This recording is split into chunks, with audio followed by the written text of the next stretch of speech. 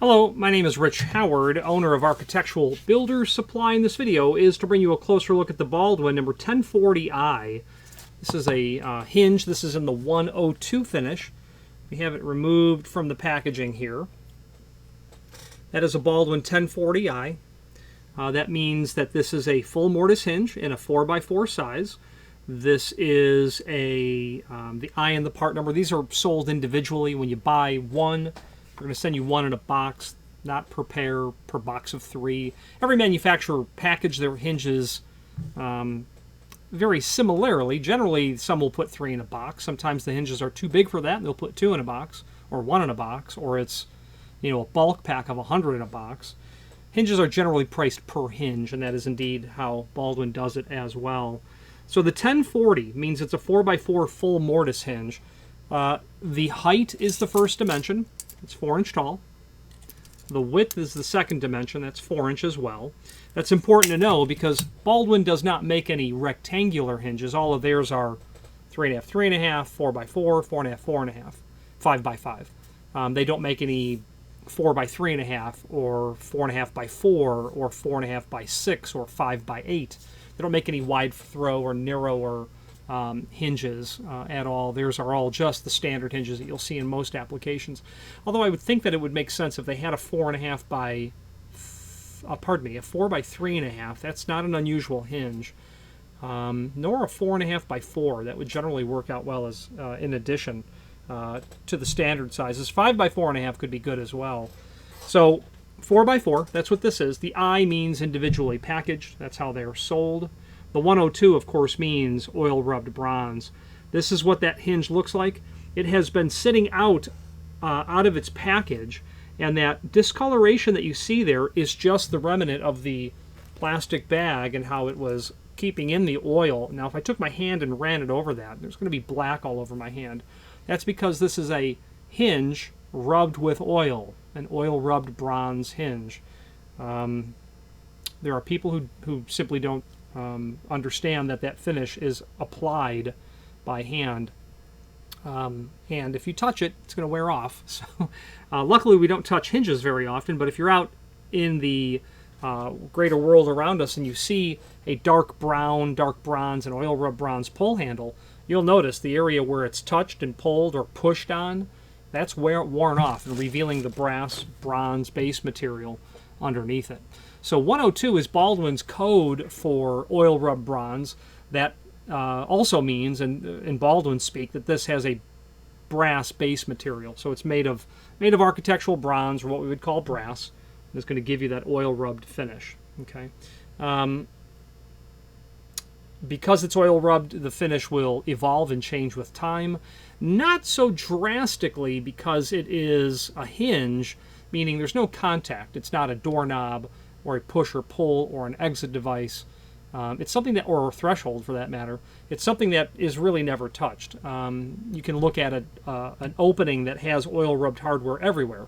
Hinges, door closers, push and pull hardware.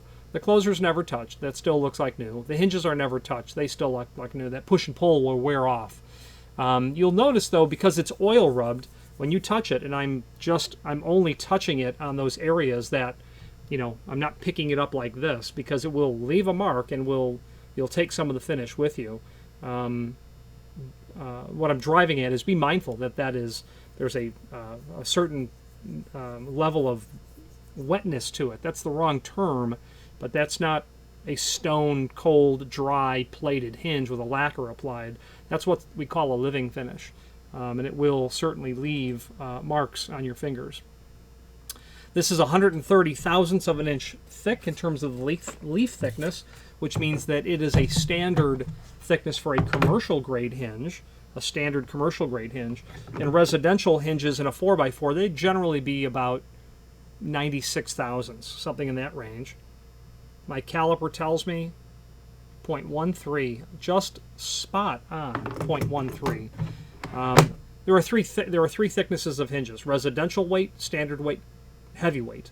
Residential is about 96 thousandths. Commercial is about 134 thousandths. And then when you get to heavyweight, they'll only make those in the bigger hinges. That's 180 or a thousandths or larger.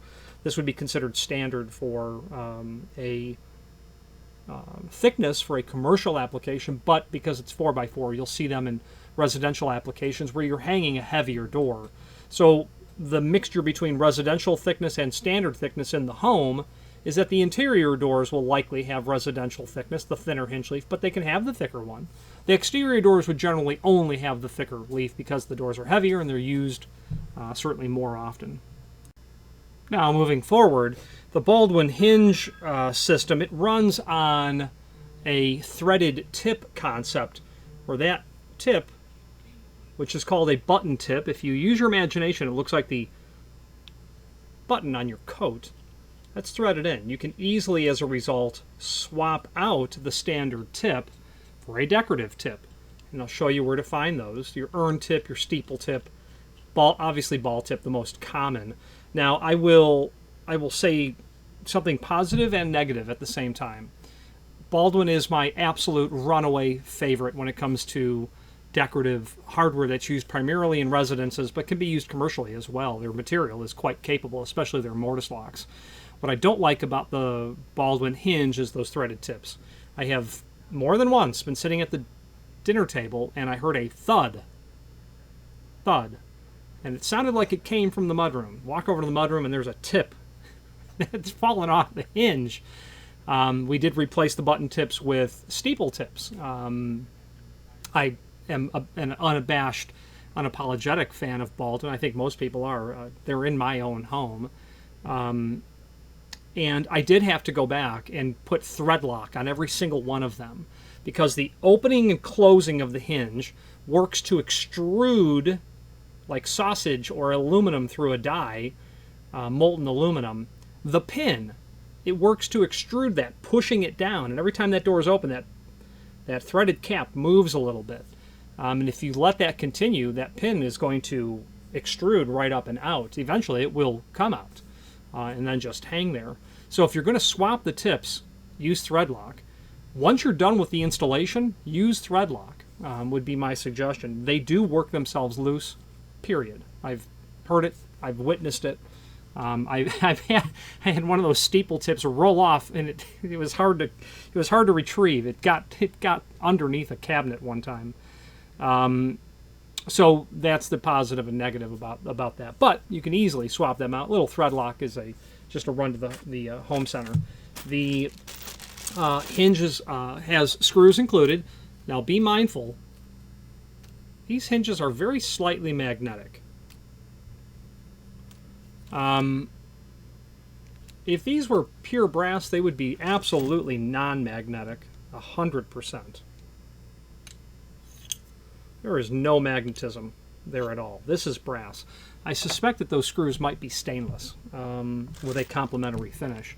Now the upside of that is brass screws are very commonly sheared, twisted, and ripped apart by a high torque battery operated screw gun, and compounded by the holes not being drilled properly. So definitely assume that they're brass, pre-drill them properly, the holes I should say, and you won't have any problem as long as you have a well-fitting number 2 Phillips. You want that tool to be perfectly fitting inside of the screw. Now this concept is so important that Baldwin literally includes installation instructions, which are linked to down below this video, and we will take a closer look at that in a moment. Actually, let's switch to the screen view now and take a closer look at all of the supporting documentation. Here is the item that we are indeed looking at, the Baldwin 1040i. There is some information linked to down below, but let's first take a look at the extended description. 4x4 extruded brass hinge with a stainless steel pin. They are definitely stainless. I've seen them. Removable pin. Yeah, you can drive that pin out should you want to. Should you need to, depending on how you hang doors, you might drive that pin out. I do. I separate the leaves. I put one on the door and one on the frame and then bring the door to the frame. 130 thousandths is the gauge, or the thickness of the leaf, which is indeed classified as standard weight. We talked about it being full mortise, and we'll stare at that for another moment when we get to the template.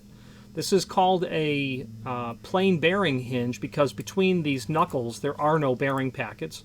They do offer a ball bearing version. 5 knuckle, as I just said. Template, we'll talk about that in a moment. And included will be the screws. Finishes are listed here.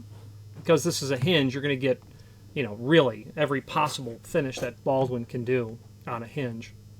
All right, link below this video here to the template. Let's click on that. So first of all, template, I just said template. The description said template. What does that refer to? Well, the word template is used 2 different ways. The template is this technical drawing that I'm referring to. That's the first way. The second definition is the location, the precise location, in fact, the exact location of the holes for the screws governed by these dimensions is the template pattern or the template location. So if you have a hinge made to the template pattern, they will always match these exact locations, regardless of manufacturer. If it's a template hinge, it will match those locations, which means you can buy a door made to the template locations and someone else's hinge made to the template locations, and those screw holes will line up really well. Okay. Now, full mortise. Full mortise. Here is what a full mortise hinge. A full mortise hinge is governed by the fact that it has a swag on the hinge leaf, which is this bend right here. That bend really dictates where the leaf is in relationship to the vertical axis of pivoting. There is a small dimension from the face of the hinge to the center line. When you bring that leaf together, there will be a small gap between the 2 leaves, as evidenced here. That's determined by the swag. This swag on both leaves determines the fact that this is a full mortise hinge, meaning when you mortise the hinge flush to the door and frame, you will be left with a 1/16 of an inch margin here, which is typical. Okay. They do have on this template a reference to the decorative tips. Let's see here now. Steeple, and urn, those are pretty close. The acorn and the ball. The ball tip's the most common.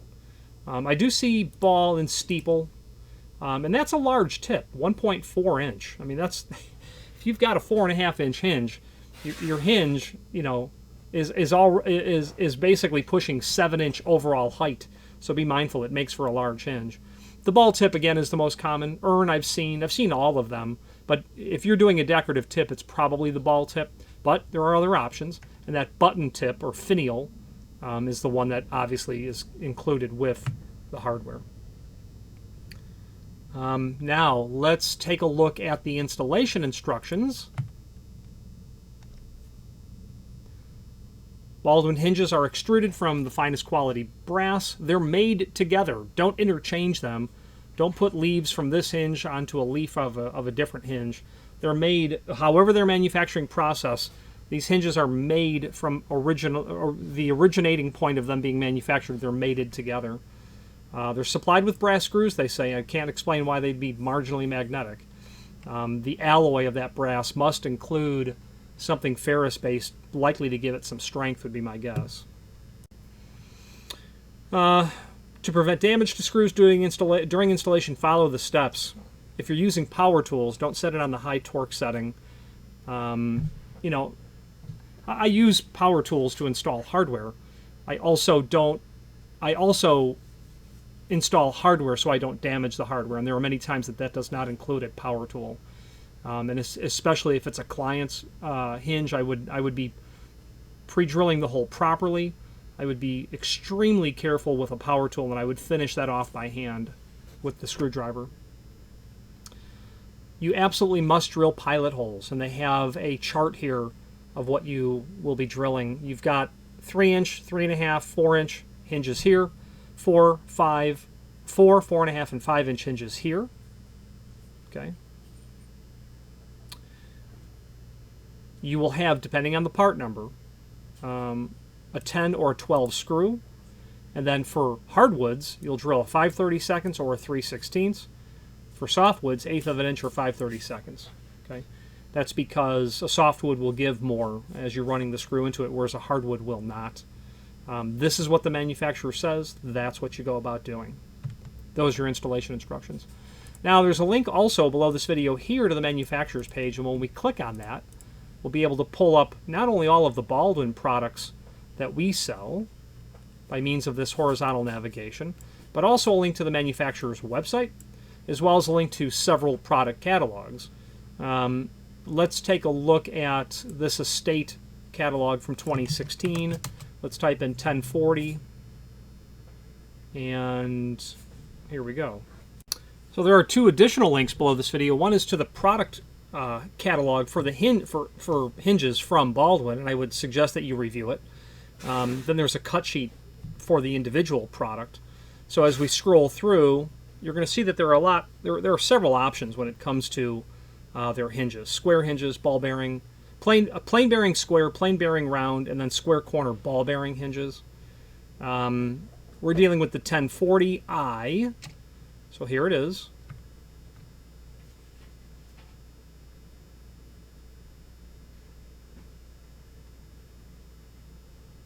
And as we scroll through, we're going to see variations. So I'm going to get back to the 1040. From this chart, and this is not a product catalog as much, it is a older price list. These list prices certainly are not in effect. They're 4 years old at this time. So you have 1040.xxx. XXX is the finish. Substitute for those X's the finish. I. That just means individually packaged. You can also do this hinge as a non-removable pin hinge. Exterior doors that swing out, or doors that you want to prevent the pin from being driven out to a very reasonable extent, you'll want to order the non-removable pin. Interior doors would very rarely require non-removable pin hinges. Unless you have a problem with someone taking the door off the hinges and getting in, which people call and order non-removable pin hinges for that exact reason. Now, you might say, well, what's the ball bearing version of this? So that's going to be the 1041i ball bearing. Heavier doors, higher frequency doors. You're never going to lose when you use a ball bearing hinge instead of a plain bearing hinge. In this old price list, $50 is this price. Let's scroll up to the plain bearing. You'll see that it's not a substantial difference. And I can tell you that there will be a substantial difference in the health of the hinge 5, 10, 20 years down the road. If you're building the home, plan on living there, absolutely use ball bearing in all applications that get any sort of volume.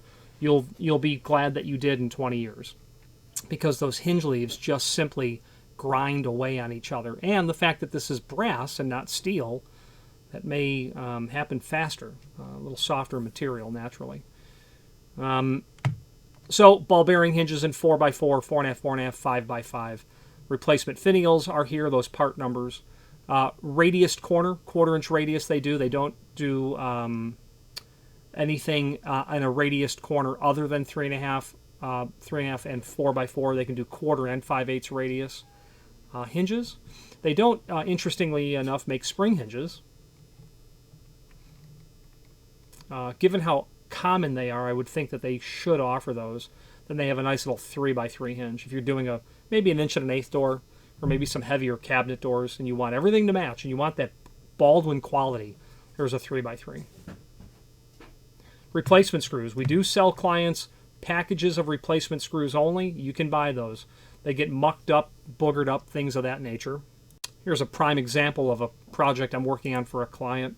It's awfully hard to get the screws out when they've used a power tool and really just, how is he going to get that out? It's not good.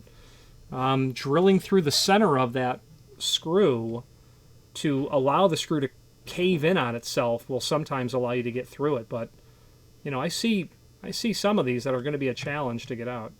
So you don't want to do that. They really went at it. Okay. So there are replacement screws should you need them. Okay. They'll tell you what size that you're going to need, etc. They have number 10 and number 12, as we had indicated earlier. Now, that link to the manufacturer's page, again, will show you all the Baldwin products we sell, their link to their website, and several product catalogs. Now, of note would be the Master Template Index. This is 450 pages of every template that they publish for their hardware. The current product catalog. We have a Baldwin product catalog from 1976 as well. If you want to see what Baldwin was making 45 years ago, well, here's that catalog. It's amazing how very little everything has changed since then. And what I mean by that is these designs are classic. They go back to the 19th century for sure. And that can be proven by looking at a 19th century hardware catalog. They are traditional manufacturers of hardware. They are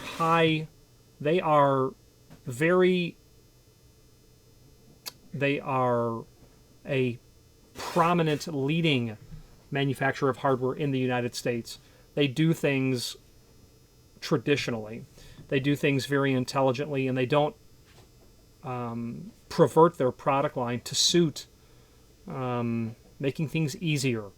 What I mean is, with this zoomed in picture of this strike, if you note that this prep for the latch bolt and this prep for the deadbolt, they are not on the same line.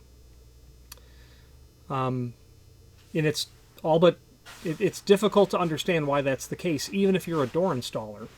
Well, most manufacturers don't do that. They compensate the lock body to compensate for the standard nature of a mortise lock. Here's why. When you push your door in and closed, your latch is going to reside in this area. As soon as you push the door closed, what happens next immediately is that the weather stripping you've just pushed it against pushes back and forces the door to relax, the latch bolt to relax along here. Well, what that has done is taken the entire lock body center line and moved it over this way slightly. When you go to throw your deadbolt, if this line was in alignment here, you're going to find that it's not going to work correctly. The bolt is going to end up hitting the latch. So the fact that they adjust that allows the lock, the door and strike and lock body and latch and deadbolt to work correctly. You don't need to have that hole all the way back here because you're not pulling the door closed tight against the weather stripping and then throwing the deadbolt. You're closing the door and then the weather stripping pushes it. So it's just it's a traditional way of doing this. Most manufacturers of commercial mortise locks do not. I can think of one other that indeed does it that way. You don't need to have that hole excessively large just to suit manufacturing purposes.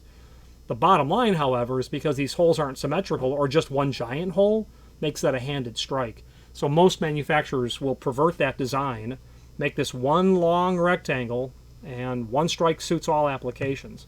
Now, those strikes are handed. It's so important that here's the handing chart. Anyway, let's wrap up this video on camera.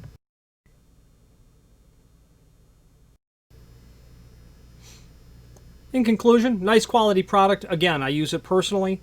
I would suggest that you consider using it personally as well. Very often you'll see Baldwin, so many other videos that I've put out, just talk about the interesting encounters that I've had with Baldwin, so I won't duplicate them here in this already far too long video. The Baldwin product line you'll very often see requested for quote along with a less expensive alternative. I want Baldwin, then give me something less expensive. And I get that. I certainly understand that. Baldwin is, in my, the way I grade it is you have, and all these companies are very good companies. Kwikset, who's a sister company to Baldwin. Literally, they're owned by the same umbrella company. Kwikset, whoever else. Westlock, Schlage, they're all going to make a nice quality residential lock. Above there, you'll have MTech and Omnia. Above that's going to be Baldwin. Above that's going to be boutique manufacturers. Literally, where knobs are $500 a pair. Baldwin has those too, but generally you're not spending boutique level prices to equip a house. And clients will say, give me Baldwin and then a less expensive alternative. And there is a price difference, and as the size of the home grows, that price just continues to, deviate like that. Baldwin continues to get more expensive because you're adding more doors. Now, what I like about Baldwin is the outrageous quality, number one, but what you'll learn to appreciate over time is the ability to call them and get technical support. I've not had such luck with other manufacturers that are below Baldwin when I need help on a product. I've got a lock that's broken, I need a part. Baldwin engages in that conversation with total success 100% of the time. If you've got a large price difference because of the size of the home, yeah, you might have to sacrifice that ability to contact the manufacturer.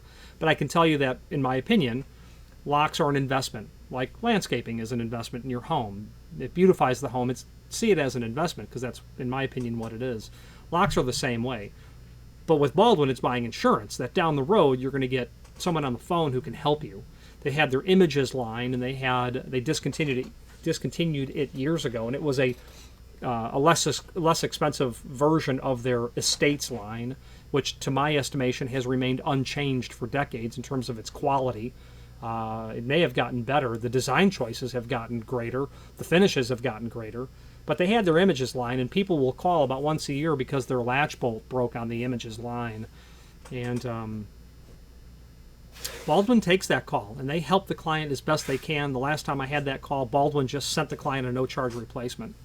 So there you go. That's not an experience I've had with other residential lock manufacturers. Any questions on the 1040i in a 102 finish or any other Baldwin product, please feel free to reach out to us. And thank you. Again, thank you for watching, and if you've enjoyed this video, please click thumbs up. Please subscribe and maybe even send the video to someone that you know. Thank you.